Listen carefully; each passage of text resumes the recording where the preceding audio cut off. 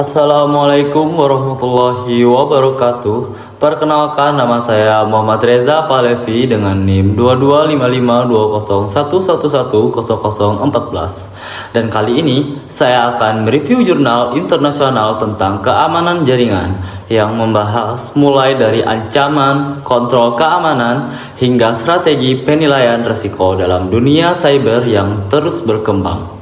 Di bagian pertama kita membahas tentang dasar keamanan jaringan.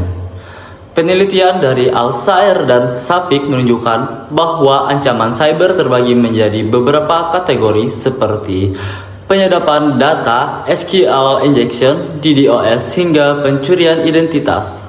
Khusus di lingkungan IoT ditemukan bahwa kesalahan konfigurasi dan sistem yang tidak diperbarui menjadi penyebab utama terjadinya serangan. Peneliti menyimpulkan bahwa organisasi harus melakukan identifikasi dan mitigasi risiko sejak awal agar tidak menjadi tempat empuk serangan cyber tersebut. Di bagian kedua yaitu membahas kontrol keamanan jaringan.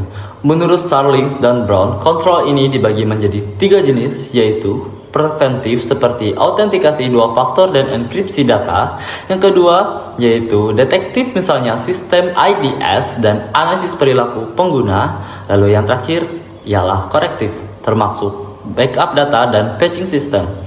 Peneliti lalu menambahkan bahwa efektivitas kontrol sangat bergantung pada implementasi yang tepat. Firewall harus dikonfigurasi dengan strategi deny by default.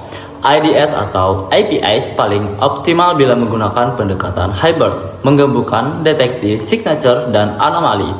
VPN yang aman seperti IPSIC dan WireGuard sangat direkomendasikan. Dan yang terakhir, untuk segmentasi jaringan, pendekatan Zero Trust dan SDN terbukti paling efisien dalam mengurangi risiko serangan lateral. Selanjutnya adalah bagian penilaian dan pemantauan keamanan jaringan. Penelitian menunjukkan bahwa tools seperti Nessus dan Qualys efektif untuk pemindaian kerentanan. Penetration testing secara manual bahkan mampu mendeteksi lebih banyak celah dibandingkan scanning otomatis.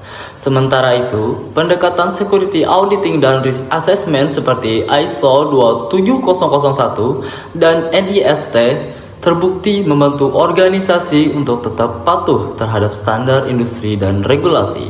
Dan yang paling penting, deteksi dan respon cepat bisa mengurangi dampak insiden hingga 75%. Kesimpulannya, keamanan jaringan harus dibangun dengan pendekatan komprehensif dan berlapis, mulai dari kontrol preventif seperti firewall dan enkripsi, deteksi aktif melalui IDS dan monitoring, hingga audit, serta penilaian risiko yang menyeluruh. Strategi-strategi ini tidak hanya memperkuat pertahanan jaringan, tapi juga membantu organisasi tetap patuh terhadap standar industri dan tangguh menghadapi ancaman cyber yang semakin kompleks. Kedepannya, adopsi teknologi seperti Zero Trust Architecture dan AI dalam keamanan akan menjadi kunci utama dalam perlindungan sistem informasi modern. Nah, sekian dari review jurnal singkat saya. Saya mohon maaf sebesar-besarnya apabila masih banyak kekurangan dalam pembuatan video ini tersebut. Sekali lagi saya memohon maaf sebesar-besarnya dan mengucapkan terima kasih banyak yang sudah menonton. Saya akhiri. Assalamualaikum warahmatullahi wabarakatuh.